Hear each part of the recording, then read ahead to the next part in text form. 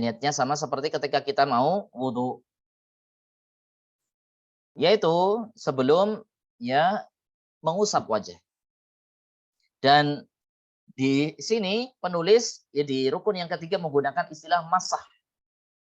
Masah artinya mengusap. Bukan ghuslul wajhi. Bisa bayangin ya. Antum ambil pasir buat gosokin wajah. Makanya menggunakan istilah apa? Masah. Bukan ghuslu. Kalau ghuslu berarti nanti cuci muka pakai debu. Wah, ini enggak cocok. Karena tayamum artinya mengusap. Maksudnya tayamum rukunnya adalah mengusap. Ya, rukunnya adalah mengusap, bukan menghusl atau membasuh. Sehingga apakah harus rata? Ya. Maka para ulama menjelaskan di antara ciri khas masah itu nggak mungkin rata. Sehingga teman-teman ketika tayamum mengusapkan debu ke wajah itu tidak harus sampai apa digini-giniin gitu ya, diginiin sampai kena debu semua, kemudian bagian ini kena debu. Enggak harus. Karena sifat dari masah adalah ya dia tidak mungkin rata. Ya, tidak mungkin rata. Kalau mau rata ya pakai air itu rata, kalau masah tidak. Yang ketiga ya, mengusap wajah. Yang keempat, mashul yadaini ilal mirfaqain. Yaitu mengusap dua tangan sampai kedua siku.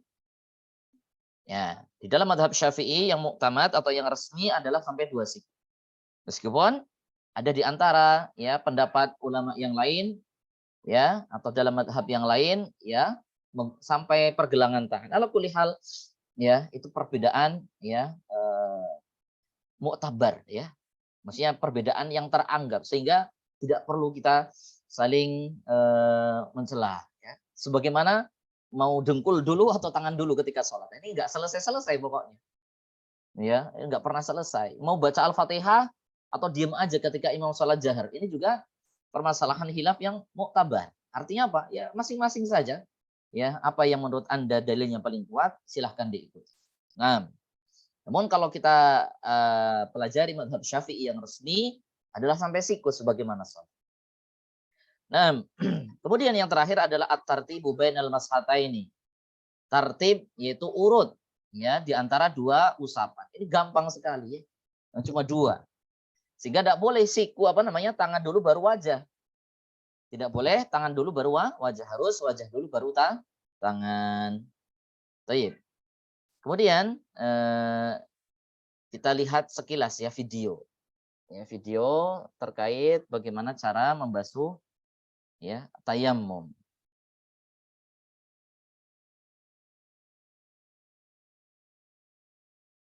Kok membasuh tayammum apa mengusap di tayammum. Sebentar saya stop share bentar. Saya ambilkan videonya Syekh Labib ya.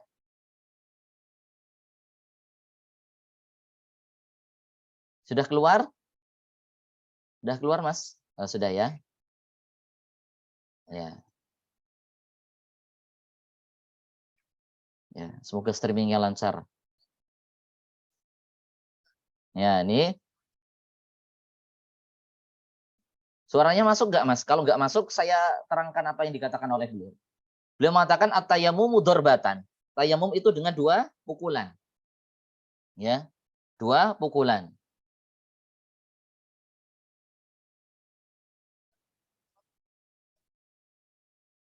Nah, pukulan yang pertama, ya, pukulan yang pertama kata beliau adalah digunakan untuk mengusap wajah. Ya, ya. Kemudian, ya, beliau menepuk, ya, dengan tepukan yang kedua untuk mengusap dua tangan. Ya, ya, seperti itu. Caranya gampang banget ya. Ya memang gampang tayamum itu. Kita ulangi. Kita ulang sedikit ya. Ya, ya. Pukulan pertama ya, ngusap wajah. Ya. Usapan yang kedua. Nah, seperti itu. Kok enggak diratain banget? Enggak, namanya juga masah. Masah itu ciri khasnya adalah apa? Tidak rata, tidak mungkin rata. Yang namanya juga mengusap. Baik. Coba praktek ya. ya. Pura-pura di meja teman-teman itu ada debu ya. Ya, coba kita praktek bareng-bareng. Di dalam hati kita berniat apa? Untuk tayamum ya. Saya ya, kalau ditekskan atau kalau diucapkan adalah saya niat tayamum untuk ya untuk boleh sholat, atau saya niat tayamum supaya bisa sholat. Ya, kalau di bahasa Arab nama itu tayamumi listibahatis sholati. Saya niat tayamum untuk ya boleh sholat. Misalnya dalam hati kita saya niat tayamum untuk sholat. Ya, kemudian apa? Kita ya ambil ya. Sebagian ulama mengatakan sunnah untuk apa namanya apa namanya sih ini? Ketap-ketap ke ya, apa bahasa Indonesianya? Dihentakkan ya biar tidak terlalu banyak. Ya, setelah ambil, ya kalau memang tipis ya tidak perlu digini-ginikan. Kalau sudah tipis, kemudian apa? Masah wajah. Ini pukulan yang pertama. Pukulan yang kedua ya adalah apa? Untuk ya kedua tangan. Ingat, Nabi Shallallahu Alaihi Wasallam menyukai mengusap tangan kanan terlebih dahulu. Ya, kemudian ya, dah selesai. Jadi bagian belakang dulu, kemudian ke depan, ke atas, kemudian ini juga belakang dulu, kemudian ke depan, ke atas. Baik, kanan, kemudian kiri. Sudah bisa semuanya? Coba Mas Nanda. Ya. Bismillahirrahmanirrahim. Tadi niatnya gimana ya Ustaz? Ya dalam hati saja niat ya tayamum. Ya, niat Niat tayamum mau. tayamum. Ambil Ya. debu terus dibakar. Gini Mas, jangan Muka. gini-gini. Kalau gini-gini nggak jatuh nanti. Begini. Oh, Ya. oh Ini gini. debunya biar Oh, jatuh, gini. bukan kayak gini. Oh, Ya, kayak gini biar gini gini. debunya yang apa terlalu tebal itu Jatuh, biar jatuh. Terus jatuh. Usap muka. ya. eh Pukul lagi ke tanah Ustaz. Ya, pukul yang kedua, Ya. kanan dulu, terus bagian yang kiri. Nah, Masya Iya. Allah. Barakallahu fikum. Sudah selesai? Alhamdulillah. Ya. Mas Alhamdulillah. Rizky, coba. Mas Rizky ini udah expert insya Allah ya. Masya Allah. Ya.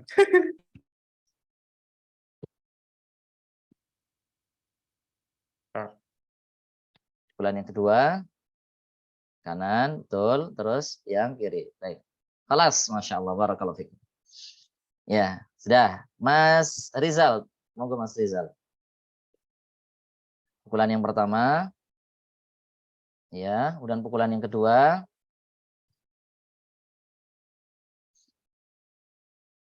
Iya, taib, Masya Allah. Gampang sekali ya. Kalau nggak bisa, kebangetan. Taib, inilah tayamum ya, di antara rukhsah ya yang kita dapatkan di dalam syariat. Ini menunjukkan apa? Bahwasanya syariat Islam adalah syariat yang mudah. Ya, ya, bukan syariat yang menyusahkan. Kita nggak nemu air, maka apa? Ya, kita ada solusi. Ya, kita nggak bisa sholat sambil berdiri, ada solusi. Ya, kita nggak bisa sholat sambil duduk, ada solusi. Dan seterusnya. Di dalam syariat Islam ada solusinya semua. Ya, seorang tidak bisa tawaf ya sambil jalan kaki, boleh naik kendaraan, ada solusinya. Ya, orang tidak bisa puasa, ada solusinya apa? Fidyah. Semuanya ada solusi. Ya. Maka Islam adalah agama yang paling solutif. Tidak hanya kamu nggak boleh begini, kamu harus begini. Kalau nggak bisa begini bagaimana? Ada solusinya. Ya, ada solusinya. Nah, baik. Sudah bisa semua ya, insya Allah ya. Bagaimana tayamum. Nah, ya. Sehingga nanti kalau teman-teman memang kondisinya butuh, maka dia tayamum. Ya, menggunakan tayamum sebagai sarana untuk mengganti wudhu. Ya, mengganti wudhu. Nah, sekarang pembatal-pembatal tayamum. Ya, pembatal-pembatal tayamum. Dikatakan oleh penulis Syekh Salim Ibn Sumair rahimahullahu taala, mubtilatut tayammumi thalathatun. Al-awwalu ma abtala al-wudu'a, ats-tsani ar-riddata, wa tsalits tawahhumul ma'i in tayammama li faqdihi. Ya, silahkan baca terjemahnya Mas Rizky, monggo. Pasal pembatal-pembatal tayamum ada 3, yaitu 1, apa saja yang membatalkan wudhu, 2, murtad, dan 3, ragu adanya air jika sebab tayamumnya karena ketidakadaan air. Baik, ya. Pembatal tayamum ada 3. Maksudnya di sini 3 adalah ringkasnya. Ya, kalau dijabarkan pembatal wudhu sendiri banyak ya. Kalau kita lihat di pembatal wudhu di halaman sebentar ya. Nah, ini. Ya, di halaman ke-14 ya. Pembatal-pembatal wudhu ada 4 ya, yaitu apa saja yang keluar dari salah satu dari kedua jalan, baik dubur maupun kubul. Yang kedua, hilang akal karena tidur atau selainnya. Kecuali orang yang duduk di lantai dalam kondisi kokoh, ya, tidak ada celah sehingga tidak ada kesempatan angin untuk keluar. Yang ketiga, bersentuhannya dua kulit laki dan perempuan tanpa penghalang. Yang keempat, menyentuh kubul atau lingkaran dubur ya manusia, baik duburnya sendiri, baik punya sendiri atau punya orang lain. Misalnya punya anaknya gitu ya, jangan dibayangkan yang lain. Ya, punya anaknya karena nyebokin atau yang lain, nah itu juga bisa membatalkan. Nah, ini 4 ya. Kemudian ya 4 itu juga menjadi pembatal tayamum ya.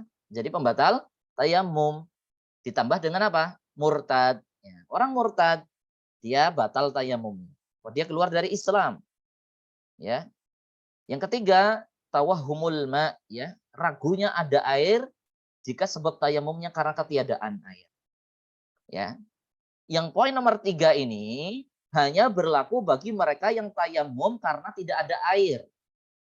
Adapun bagi mereka yang tayamum karena penyakit atau karena sakit, maka apa? Enggak berlaku yang ini. Karena apa? Dia ya tayamum memang karena apa? Enggak boleh pakai air meskipun air melimpah, meskipun air banyak sekali. Ya, kenapa? Dia boleh tayamum disebabkan apa? Tidak boleh atau sakitnya adalah sakit yang tidak boleh menggunakan air. Jadi poin yang ketiga atau pembatal yang ketiga dari pembatal tayamum hanya berlaku bagi yang tayamumnya ya disebabkan sebab pertama, kan sebab tayamum ada 3 tadi ya. Ya, sebab tayamum ada di 3. Ya, yang pertama faktul ma, tidak ada air. Nah, sebab yang pertama ini yang ya bisa membatalkan adalah ya dia ragu-ragu adanya air. Misalnya apa? Turun hujan. Ya, turun hujan.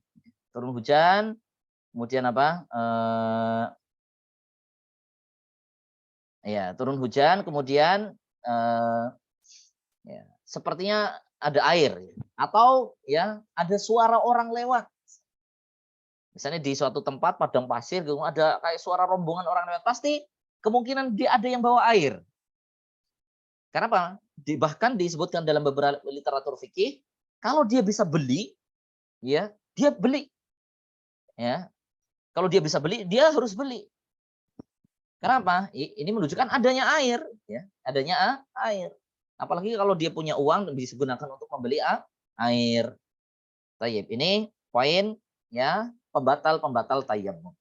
Ya, tawahum ini ya ragu adanya air jika disebabkan tayamumnya karena ketiadaan air. Jadi ragu-ragu ini banyak ya. Penyebabnya bisa jadi karena tiba-tiba ya ada orang nemu air atau ada informasi kalau ada air ya, maka ini jadi pembatal. Ya. Yang jelas batal adalah ya jika dia ketemu sama air gitu ya. Ya, ketemu. Ini ragu saja sudah membatalkan ya, apalagi kalau sudah yakin ada air. Ya teman-teman ya mau wudhu ya mau sholat nggak nemu air sama sekali ya tiba-tiba ya turun hujan deras banget ya nggak boleh kita ya lanjut. Kenapa? Ya harus wudhu pakai air yang ada, bisa ditampung atau dengan cara yang lain gitu ya untuk menggunakan air tersebut. Karena apa? Orang yang dia tidak jumpa air karena tayamumnya tidak jumpa air, maka dia batal kalau ketemu air. Ya. Bagaimana kalau dia sudah sholat? Maka sholatnya tetap sah. Tidak perlu diulangi. Tapi kalau dia belum sholat, nemu air, maka dia wajib menggunakan air. Ini ya, wajib menggunakan air. Berbeda dengan orang yang sudah selesai sholat, hujan deras banget, gimana? Apakah diulang sholatnya? Tidak. Ya, ya. Seorang diwajibkan wudhu kalau sudah nemu air jika dia belum sholat, ya, belum sholat atau belum menggunakan tayamum. Nah, tapi yang paling pokok di sini adalah untuk sholat, ya. Baik. Cuman kalau di daerah kita ini ya memang agak sedikit susah ya kita mempraktekkan tayamum ya, kecuali ya sebab yang kedua karena sakit. Ya, kalau nggak ada air sama sekali kayaknya susah ya. Jawa melimpah sekali air, kecuali daerah pegunungan ya. Misalnya kayak daerah-daerah yang apa kering. Misalnya kemarin katanya ada daerah Cilacap yang kekeringan misalnya, atau daerah Gunung Kidul misalnya yang sangat jauh terpelosok. Nah itu mungkin. Tapi kalau daerah tempat antum ya perkotaan ya, mungkin Purwokerto ya, apalagi dekat sama Gunung Selamet, pasti mata airnya banyak sekali. Kayak seperti Sleman. Sleman itu juga banyak sekali mata air. Makanya di sini meskipun kemarau, sawah tetap bisa lanjut nanam. Ya karena apa? Banyak ya sumber air. Ya berbeda dengan kayak misalnya Gunung Kidul. Gunung Kidul ya sumber airnya dari mana? Ya dari mata air juga, cuman mata air di sana kan dikit sekali. Mereka dari air tanah ya yang di bawah gunung gampingnya itu. Ya sehingga susah. Berbeda dengan ya daerah-daerah yang banyak air. Cuman kita harus mengerti ya konsepnya. Mungkin di suatu saat kita jalan-jalan atau kita misalnya ke suatu tempat ya, misalnya naik gunung atau sejenis itu ya. Taib. Ini pembatal tayamum. Sampai di sini ada pertanyaan sebelum kita lanjutkan? Ada, Ustaz. Ya. Monggo. Eh, Bismillah, tentang yang syarat tayamum, Ustaz, kembali Iya, ke awal di poin 2 kan debunya suci, tidak terdapat najis. Nah, iya. bagaimana kalau kondisinya adalah kita mau pakai dinding yang kita perlu mengecek, kan kadang di dinding ada kotoran cicak ya, Mm, jadinya mm, mm. seluas apa dinding itu masih bisa dianggap suci gitu. Taib. Ya, bismillah, alhamdulillah, salatu wassalamu ala rasulullah. Terkait dengan dinding ya. Ini berbeda dengan air. Air itu ketika sedikit kecampuran najis otomatis najis. Sedangkan debu kan beda sifatnya dengan air ya. Selama debu tersebut kita yakin daerah yang kita nempuk itu adalah daerah yang aman dari terjatuhin najis. Misalnya antum cari bagian yang apa namanya ya bersih. Bersih dalam artian nggak mungkin di sini ada kotoran cicak jatuhnya apa namanya miring gitu. Ya, terlihat dari apa? Ini cuma debu doang mulus. Ya, maka boleh dipakai. Tapi kalau misalnya ini di bawah lampu, misalnya di bawah lampu, kemudian apa namanya di situ antum juga sering apa namanya membersihkan kotoran cicak misalnya, maka ini ya beresiko. Ya, ya. Namun yang perlu dipahami adalah meskipun ada kotoran cicak di bagian dinding, tidak otomatis ya debu yang ada di dinding tersebut itu jadi apa najis semua, enggak. Beda sama air ya. Air satu ember misalnya kejatuhan kotoran cicak, ya otomatis air tersebut jadi mutanajis. Kalau debu enggak. Kenapa najisnya itu enggak menyebar gitu ya? Kenapa? Ya ini debu. Ya, sehingga apa? Kalau misalnya di dinding bagian sebelah sini misalnya, ini ada kotoran cicak atau sejenis itu ya, ada najis. Nah sebelah sini ya mungkin jarak 1 meter atau jarak berapa senti. Kemudian apa? Tidak ada, maka di situ boleh digunakan tayamum. Yang penting bagian yang kita tepuk itu tidak ada najis. Begitu Mas. Berbeda Oh, dengan air ya. Air itu ya kalau kecampuran otomatis dia jadi najis kalau airnya sedikit. Air sedikit sama dengan air yang kurang dari 2 kula. Kemarin sudah kita bahas. Ya. Sedangkan debu tidak ada istilah debu sedikit, debu banyak, nggak ada ya. Ya pokoknya bagian yang kita tepuk itu tidak ada najis. Kalau memang tidak terlihat, tidak perlu kita overthinking gitu ya. Wah, ini kayaknya mungkin kemarin atau kapan kemarin itu ada kotoran sih, tidak perlu. Kita lihat dohirnya saja, oh ini kayaknya bersih. Sudah, tidak perlu kita apa namanya berpikir sesuatu yang nggak penting. Jadi begitu Mas. Yang penting bagian yang kita tepuk adalah bagian yang suci, alias bersih dari najis. Nah, begitu Mas. iya, terima kasih, Ustaz. Dan tambahan sedikit terkait dengan kotoran atau najis ya. Najis itu ketika ya apa namanya? Najis itu bisa menajisi jika ya ketemu dengan bagian yang basah. Ya, najis itu bisa menajisi dalam artian apa namanya? Najis gitu ya, menyebabkan harus dibersihkan, harus dicuci adalah jika bertemu dengan sesuatu yang basah. Contoh misalnya kita keringetan, ya, kemudian kena kotoran cicak kering, maka itu najis. Tapi ada kotoran cicak kering jatuh di tangan kita yang kering, kemudian kita selentik misalnya. Maka itu nggak najis. Dalam artian kita nggak perlu membersihkannya. Apa? Najis itu bisa menajisi jika salah satu ya dari apa namanya yang ketika bertemu itu basah, baik najisnya yang basah atau kulit kita yang basah atau baju kita yang basah, ya. Jadi salah satu harus ada yang basah. Jadi kalau misalnya kotoran cicak kering misalnya ini di meja misalnya, dan kita cimit kemudian kita buang gitu ya, tangan kita kering misalnya, maka tidak perlu kita cuci. Kenapa? Kering ketemu kering maka tidak menajis. Nah ini yang perlu jadi kasih catatannya. Sehingga sesuatu itu bisa menajisi jika dia basah atau yang menempel pada najis tersebut adalah benda basah. Ya. Jadi misalnya kotoran cicak yang kering ketemu sama benda basah, baju basah, kulit basah, atau kotoran cicaknya yang basah karena baru keluar misalnya dengan tangan kita yang kering atau baju kita yang kering. Itu menajiskan. Kalau sama-sama kering, maka ini tidak menajis. Bisa dipahami ya? Ini untuk kaidah ya masalah najis. Nah, setelah ini kita bahas najis ya. Ya. Tayyib. Kita lanjutkan. Bismillahirrahmanirrahim. Qala al-musannifu Syekh Salim ibn Sumair rahimahullahu taala. Ya.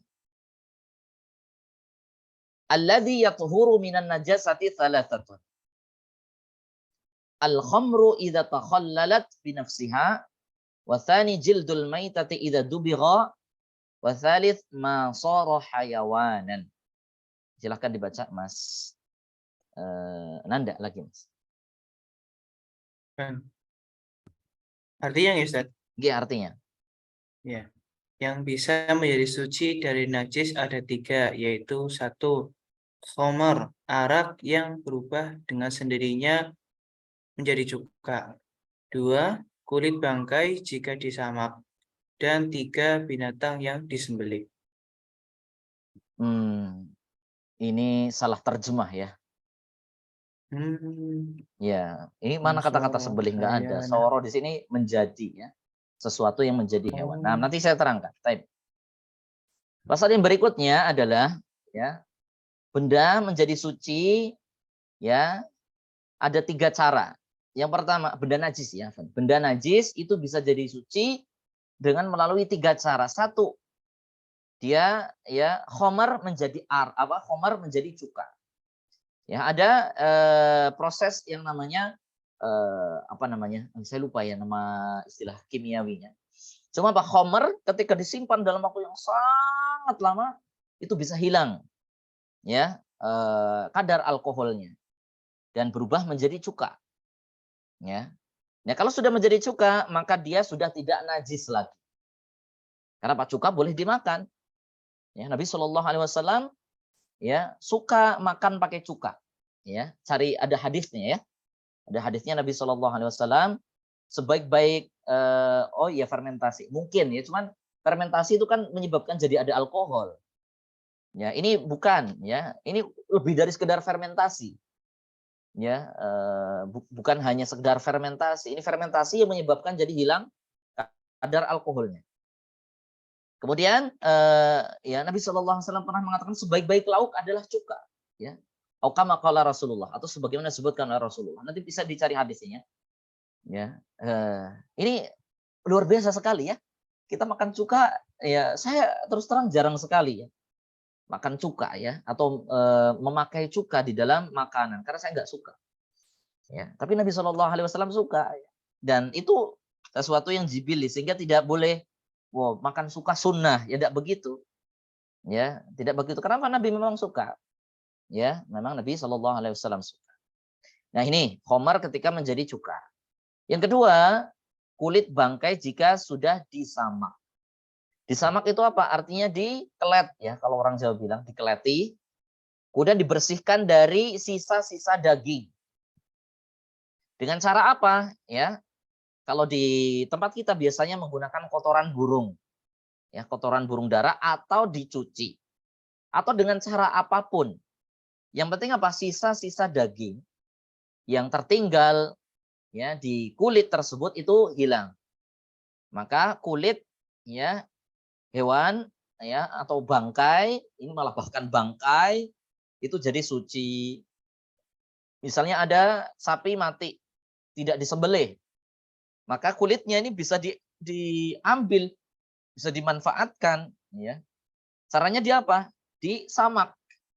Ya, diambil kulitnya, dikeleti kemudian apa? Dibersihkan. Ya, dibersihkan ya dengan ya kalau di buku-buku fikih biasa sebutnya pakai kotoran burung dara. Ya, kenapa pakai kotoran burung dara ini bisa? Karena rasanya itu asam atau dia bisa menetralkan ya dari berbagai macam hal-hal yang membuat pembusukan.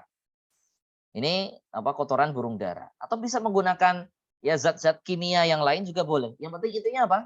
Ya hal-hal yang bisa menyebabkan kulit jadi busuk itu hilang. Ya, dicuci atau dibakar atau diapakan ya supaya apa? Kulit bangkai tersebut ya bersih. Ini ya cara yang kedua. Aslinya najis. Ya dagingnya yang apa namanya yang dari hewan yang mati najis. Ya, kenapa? Setiap bangkai yang tidak disembelih secara syar'i itu namanya bangkai, maka hukumnya najis. Ya, hukumnya najis. Kemudian yang ketiga, ini masoro hayawanan. Penulis ini ya sepertinya beliau tawahum ya dalam artian beliau menganggap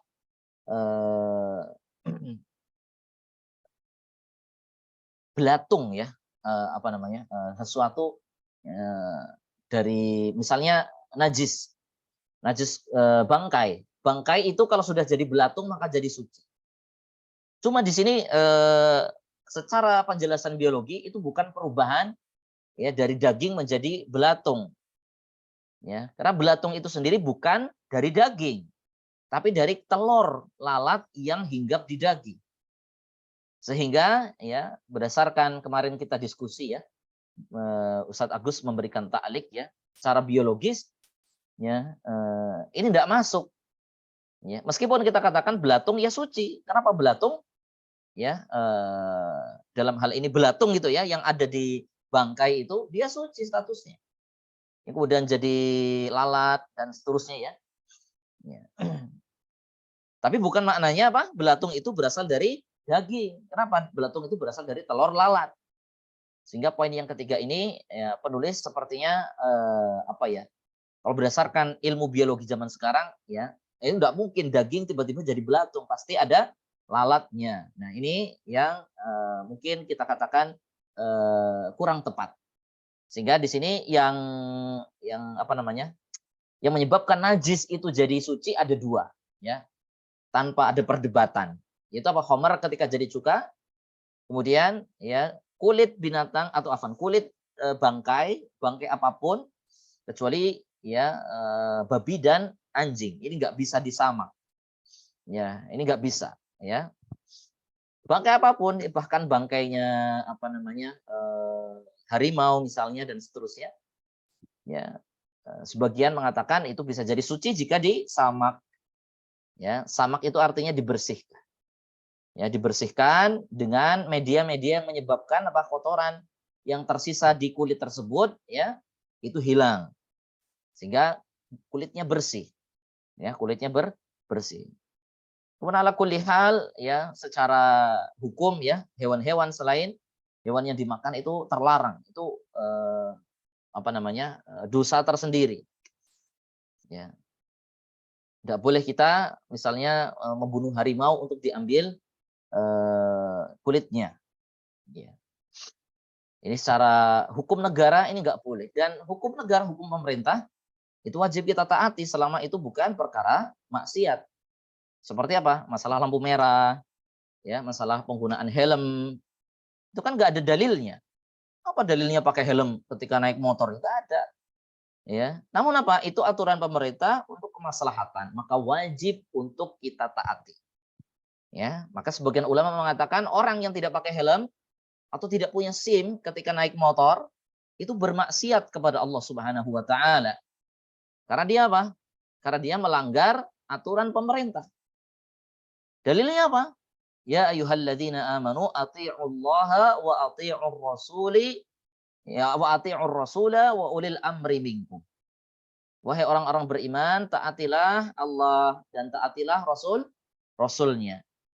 Ya. Dan ya para pemimpin kalian. Ulil amri di sini artinya apa? Para pemerintah kalian. Dalam hal apa? Dalam hal yang ma'ruf, dalam hal yang tidak ya maksiat. Maka apa? Mematuhi lampu merah, mematuhi helm, rambu-rambu, kemudian aturan-aturan pemerintah yang lain. Misalnya tadi apa? Tidak boleh memburu binatang-binatang yang dilindungi. Maka ini apa? Bentuk mematuhi perintah. Siapa yang melanggar, maka dia bermaksiat.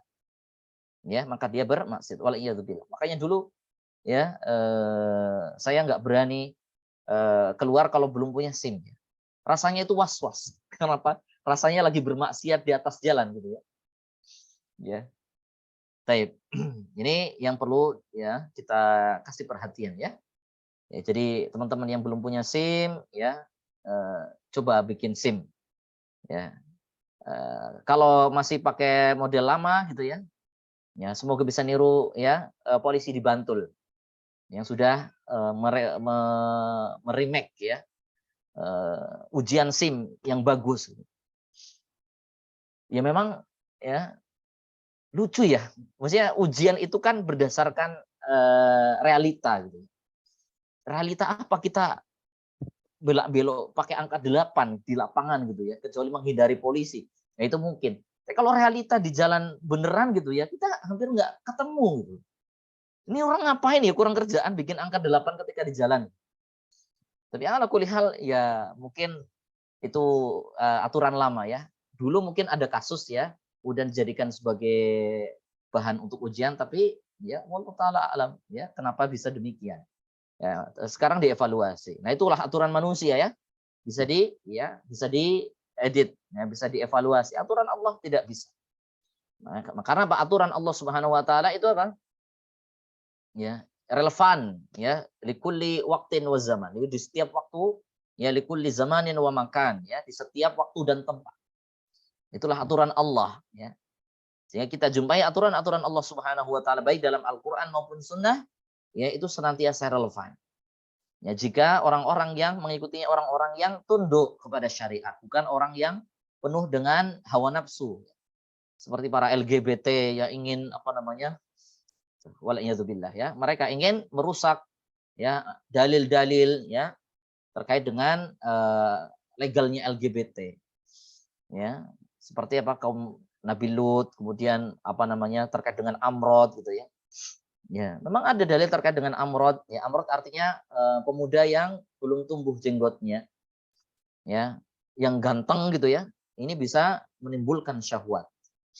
Ya, dalam keterangan beberapa ulama seperti itu. Ini dijadikan dalil. Oh, zaman dulu sudah ada LGBT, zaman dulu sudah ada orang yang suka sama jenis dan seterusnya. Dan begitu maksud. Nah, ini mereka pelintir-pelintir sehingga apa? Melegalkan kemauan mereka. Nah, ini ya rusak seperti ini ya. Nah, ya. Kemudian ya pada kesempatan sore hari ini kita mudah-mudahan ini poin terakhir ya. Poin terakhir karena bagian cara menghilangkan najis ini agak panjang penjelasannya. Nanti kalau mepet maghrib sepertinya nanti waktunya kurang cukup. Sehingga kita bahas najis dulu, macam-macam najis. Baik, kita baca terlebih dahulu. Bismillahirrahmanirrahim. Qala al-musannifu rahimahullahu taala. An-najasatu thalathun. Mughalladzatun wa mukhaffafatun wa mutawassitatun. Al-mughalladzatu najasatul kalbi wal khinziri wa farhu. Salah ketik ini, harusnya pakai ain. Wa far'u ahadihima. Wal mukhaffafatu baulus sabiyil ladzi lam yat'im ghairal labani wa lam yablughil haulaini. Wal mutawassitatu sairun najasat. Nah, silahkan Mas Rizky bisa dibaca. terjemahnya? Pasal. Najis itu ada 3, yaitu yang pertama mughalathah, yang kedua mukhafafah, dan yang ketiga mutawasithah.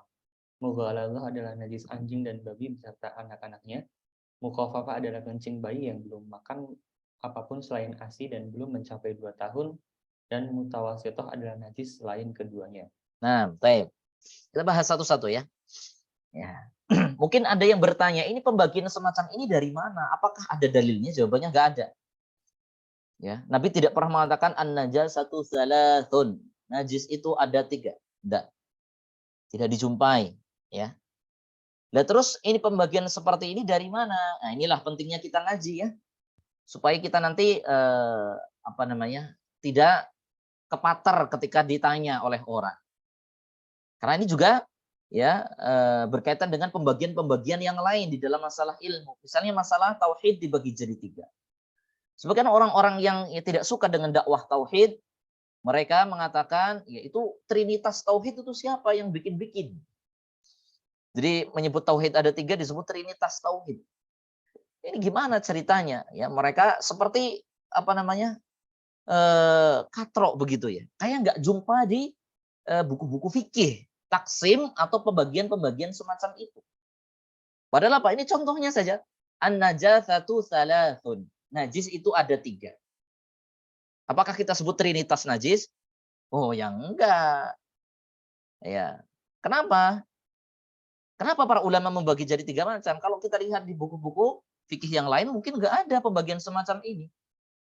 Ya, mungkin di fikihnya Hambali, fikihnya Hanafi atau Maliki, atau ulama-ulama fikih yang lain mungkin berbeda. Ya, terus apa dalilnya para ulama kok bisa membagi dan mengatakan seperti ini? Dalilnya adalah tatabbu wal istiqra. Yaitu apa? Penelitian dan pentelaahan terhadap dalil. Setelah dilihat dari seluruh dalil-dalil yang ada dalam Al-Quran maupun hadis, dikumpulkan jadi satu dalam bab najis, disimpulkan. Najis itu ada 3 macam. Nah, sehingga apa? Dalilnya kesimpulan para ulama setelah membaca teks Al-Quran dan hadis. Sehingga apa? Sama pembagian tauhid ada 3 tauhid. Rububiyah, tauhid uluhiyah, tauhid asma wa sifat. Itu enggak ada memang dalil tegas yang mengatakan ini ya tauhid dibagi jadi 3. Enggak ada Nabi mengatakan demikian. Tapi dari mana? Setelah para ulama tauhid, para ulama akidah mereka melihat ya teks-teks Al-Quran dan teks hadis, disimpulkan tauhid supaya kita mudah memahaminya dibagi jadi 3. Sama. Makanya orang yang nggak suka dakwah tauhid kemudian mereka ya membawa-bawa kepada kasus ya trinitas itu ya harusnya malu gitu. Ini loh di Safinatun Najah, kenapa jenengan nggak sebut trinitas najis gitu ya? Sebagaimana Anda menyebut trinitas ya tauhid, ini kan ngawur namanya ya. Maka dalam hal ini kita jadi dapat pengetahuan baru bahwasanya apa pembagian-pembagian semacam ini itu biasa dilakukan oleh para ulama. Tujuannya apa? Ya, tujuannya adalah litashil, litakribil fahm, untuk memudahkan pemahaman supaya kita lebih mudah di dalam memahami ya permasalahan agama, masail diniyah. Coba kalau kita nanya ya, Mas, macam-macam najis itu apa ya? Cari aja di Quran sama ya kitab-kitab kitab-kitab hadis, Sahih Bukhari, Sahih Muslim, ya, Sunan Nasa'i, Sunan Ibnu Majah, Sunan ya Tirmidzi gitu ya. Umat kita nanti pusing gitu ya, kita baca hadisnya pusing. Sehingga para ulama dengan kasih sayang mereka, bentuk kasih sayang mereka kepada kaum muslimin disimpulkan, Mas jenengan tidak perlu baca Sahih Bukhari sendiri, tidak perlu baca Sahih Muslim sendiri, tidak perlu baca seluruh Al-Quran sendiri untuk menyimpulkan. Kami sudah simpulkan nih. Najis ada 3. Kan gampang. Ya, mudah bagi kita untuk memahaminya. Ya. Kemudian datanglah orang-orang yang tidak suka dengan pembagian-pembagian. Gimana ceritanya? Anda dimudahkan, kok malah Anda nggak suka? Ya, Anda itu dimudahkan loh.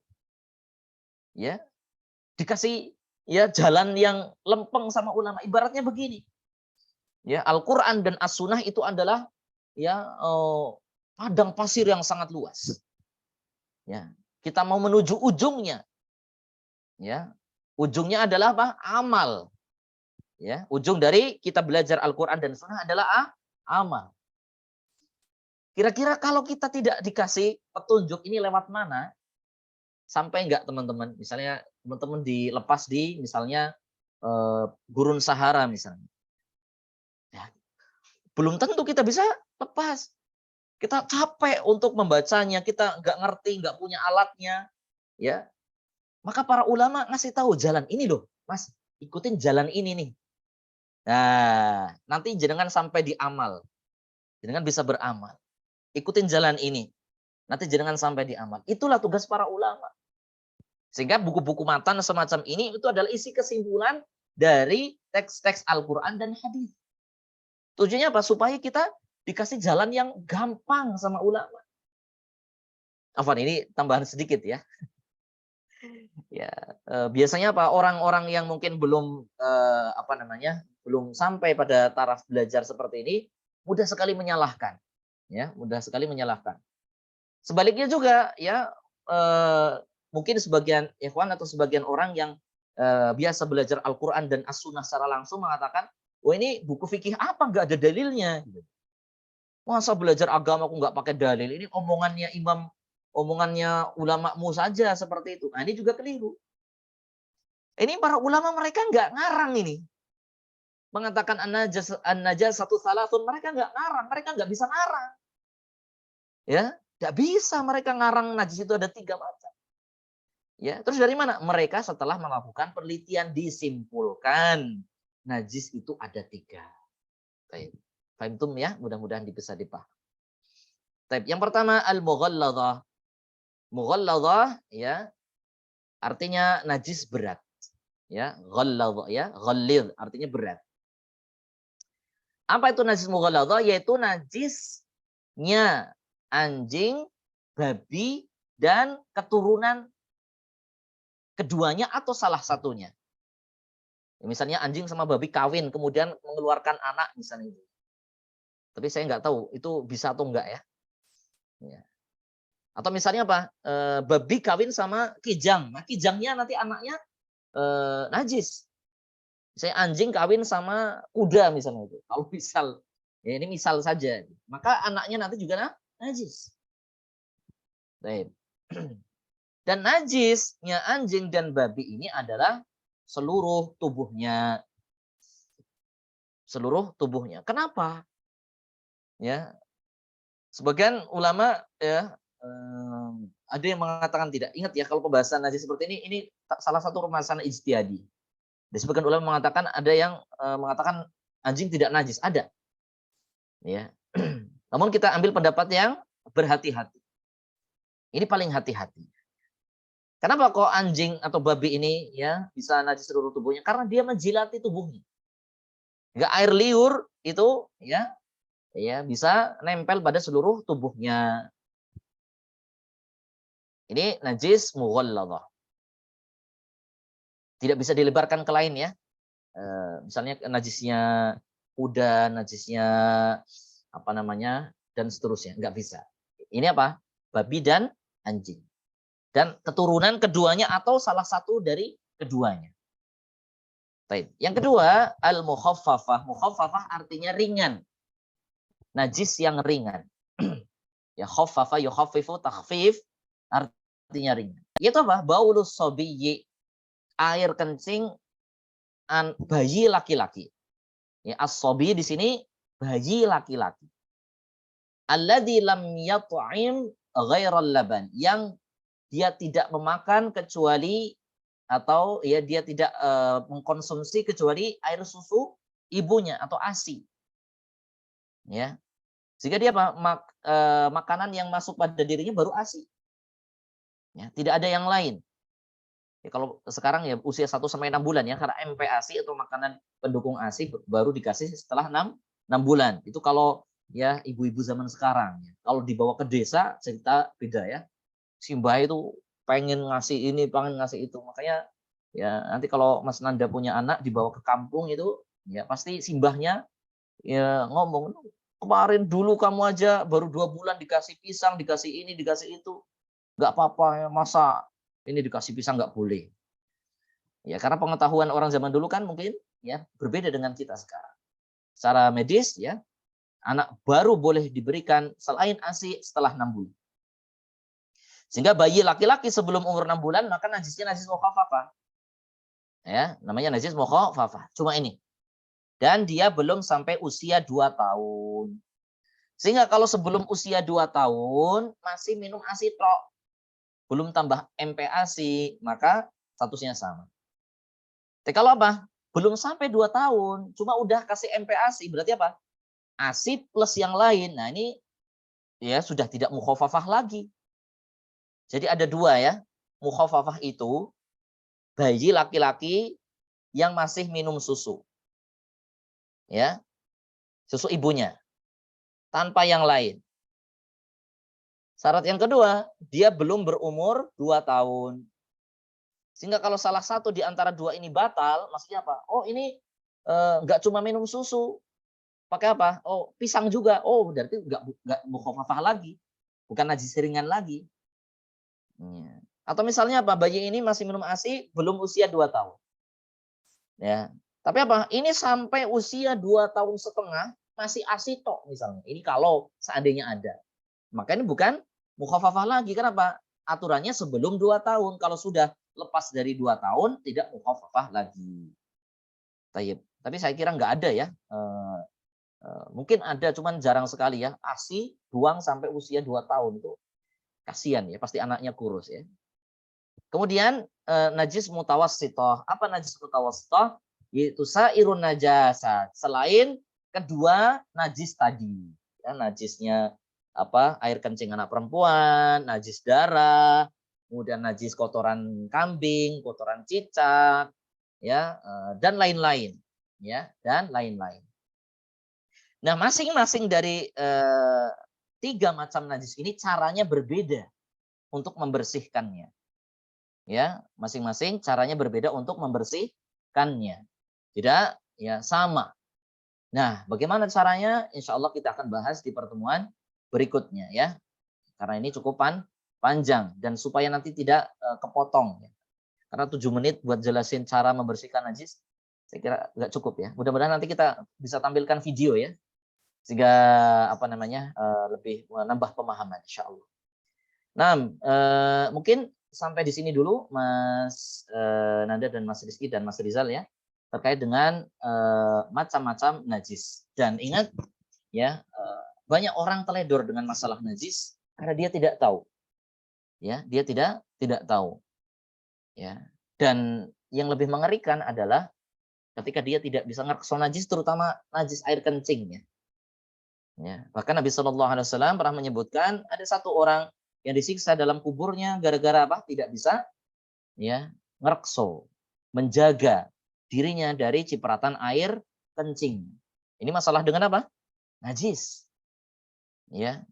Makanya nanti kita juga akan bahas insya Allah bagaimana supaya kita terhindar dari cipratan air kencing dan seterusnya. Nah, demikian untuk kesempatan sore hari ini mudah-mudahan bermanfaat. Jika ada pertanyaan dipersilahkan. Wassallallahu ala nabiyyina Muhammadin wa ala alihi wasallam wa akhiru da'wana alhamdulillahi rabbil alamin.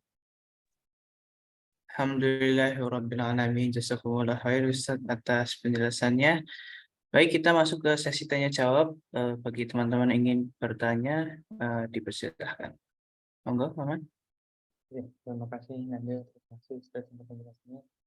Mau tanya lagi tentang najis Ustaz. Iya, monggo. Penasaran apa hikmah di balik penciptaan anjing dan babi? Ketika Baik. kedua hewan ini najis dan cenderung banyak mudorotnya. Bismillah, alhamdulillah, salatu wassalamu ala rasulillah wa ba'd. Di dalam masalah penciptaan, ya, Allah Subhanahu wa taala menciptakan segala sesuatu, ya, pasti ada hikmahnya, pasti ada manfaatnya. Ya, baik kita tahu ataupun tidak. Itu yang perlu kita garis bawahi. Baik kita tahu atau tidak. Baik sudah ya ditemukan manfaatnya atau hikmahnya atau belum ya ditemukan manfaatnya. Dan perlu diketahui bahwasannya di dalam masalah ibadah itu ada dua macam. Ada yang namanya masalah ta'abbudi. Yang kedua adalah masalah ya ta'aqquli. Ta'aqquli atau dengan kata lain ya mu'allal ya. Ta'abbudi artinya ya sudah manut saja dengan syariat. Syariat bilang najis ya sudah. Ya. Kenapa alasannya kita tidak tahu? Allah yang mengetahui. Misalnya, kenapa sholat asar 4 rakaat? Kenapa sholat isya 4 rakaat? Kenapa sholat subuh 2 rakaat? Nah, ini kan apa? Ta'abbudi. Ya, padahal kalau secara apa ya? Kalau misalnya kita mau akal-akalan begitu ya. Sholat isya orang kan pada capek gitu ya. Orang kan pada capek. Kenapa nggak 2 rakaat aja gitu ya? Ya, kenapa nggak 2 rakaat aja? Udah capek mungkin imamnya panjang lagi misal gitu ya. Baik. Kalau pakai akal, tapi kenapa? Ya, kita nggak dikasih tahu sama Allah kenapa 4. Kenapa itu ta'abbudi? Itu sudah apa? Ya, ibaratnya itu meyakininya 4 dan melaksanakan 4 itu ibadah. Kita tidak dikasih tahu alasannya. Yang kedua ada istilah ya ta'aqquli. Ya. Atau li'illatin atau karena satu alasan tertentu yang bisa diakal. Ya, yang bisa diakal. Ya. Contohnya misalnya pengharuman babi misal. Ya. Menurut penelitian bahwasanya babi ini mengandung cacing pita, ini itu dan seterusnya dan seterusnya. Nah, mungkin itu bisa ta'akuli. Kenapa? Ternyata Allah yang mengharamkan babi atau menajiskan babi karena alasan ini itu dan seterusnya. Ya, bisa diakal. Dalam artian, oh ya masuk akal kalau Allah mengharamkannya. Atau dalam syariat Islam itu najis, hingga kita wajib menghindari. Yang kedua misalnya masalah anjing. Anjing ini ya dari sisi kenapa dia najis? Ya wallahu a'lam.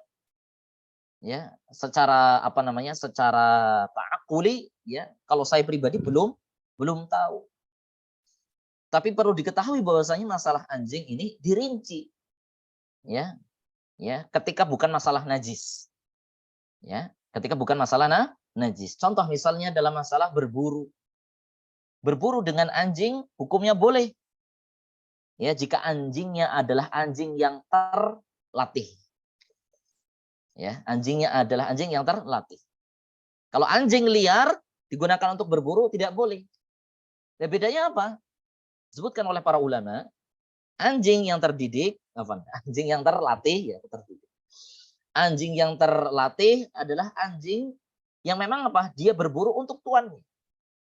Ya, untuk yang menyuruhnya. Sehingga dia apa? Dia akan membunuh untuk tuannya, bukan untuk ya dirinya. Sedangkan anjing liar dia berburu ya untuk dirinya sendiri. Ya, untuk dirinya sendiri. Ya, makanya anjing-anjing pelacak yang dimiliki sama Polri misalnya gitu ya. Itu sudah terlatih, mereka berburu untuk yang menyuruh, bukan untuk dirinya. Nah, ini perbedaannya.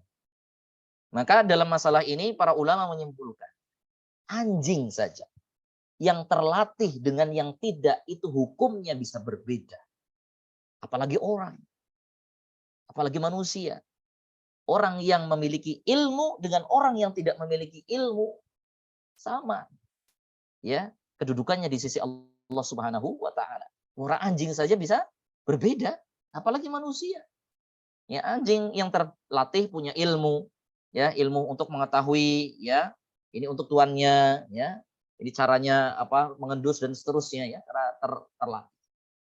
Baik. Sehingga apa hikmah dari najisnya anjing? Wallahu a'lam. Saya pribadi secara ta'akuli atau secara akal ya belum membaca penelitian ataupun ya illah alasan ya yang disebutkan. Mungkin ada, cuman saya belum membaca. Adapun kalau babi banyak yang ya memberikan penelitian. Namun ya sekali lagi ini dalam masalah najis. Adapun dalam masalah yang lain anjing boleh digunakan untuk ya menunggu hewan ternak ya. Ya, anjing bisa digunakan untuk ya apa namanya tadi untuk berburu. Sehingga ada di dalam fikih salah satu pendapat ulama yang mengatakan bahwasanya anjing tidak najis. Ya, kalau tidak salah madhabnya Maliki, kalau tidak nanti bisa dicari. Ya, kalau tidak salah ya, mereka mengatakan tidak najis. Beda dengan babi, babi ini sepakat seluruh ulama. Tidak ada yang tidak, ya, tidak ada yang tidak. Nah, begitu Mas Mas Rizky ya. Jadi ada masalah-masalah yang memang ta'abbudi. Ta'abbudi artinya ya sudah kita terima saja dari Allah seperti itu. Tidak dikasih tahu alasannya. Ada yang memang ada alasannya. Baik alasannya kita temukan karena penelitian, atau karena perenungan, atau disampaikan sama Nabi. Atau disampaikan oleh Allah. Kalau tidak ada alasannya, dan kemudian penelitian juga belum ketemu, dan seterusnya, maka itu ta'abbudi. Ya sudah, manut saja. Ya, kita manut saja dengan apa yang Allah sampaikan atau syariat sampaikan. Begitu ya Mas. Jadi kita tidak perlu pusing-pusing itu. Apa alasannya gitu ya. Kalau memang nggak ada ya sudah. Berarti itu ta'abbudi. Ya, itu ta'abbudi. Baik. Begitu Mas Rizky? Oke, matur nuwun Ustaz. Baik, ya sama-sama. Mungkin kita cukupkan dulu pertemuan kita sore hari ini karena sudah jam 17.20. Jazakumullah khairan. Ya, kita belajarnya sedikit demi sedikit. Namun insya Allah ini sangat bermanfaat. Saya murojaah, saya belajar lagi. Teman-teman juga tentunya nanti meskipun kita belajarnya tidak langsung banyak ya, tapi sedikit demi sedikit tentunya ini akan lebih mudah kita pahami dan tentunya ya lebih mudah kita amalkan. Begitu kita akhiri untuk pertemuan kita sore hari ini. Mudah-mudahan Allah Ta'ala berikan kita keistiqomahan. Wassallallahu ala nabiyyina Muhammadin wa ala alihi washabbihi wasallam. Wa akhiru da'wana alhamdulillahi rabbil alamin. Kita cukupkan dengan kafaratul majlis. Subhanaka Allahumma wa bihamdika asyhadu an la ilaha illa anta astaghfiruka wa atubu ilaik. Wassalamualaikum warahmatullahi wabarakatuh. Waalaikumsalam warahmatullahi wabarakatuh. Jazakallah khair Ustaz. Jazakumullah khairan. Afan saya izin live dulu ya. Iya, sama Ustaz. Assalamualaikum.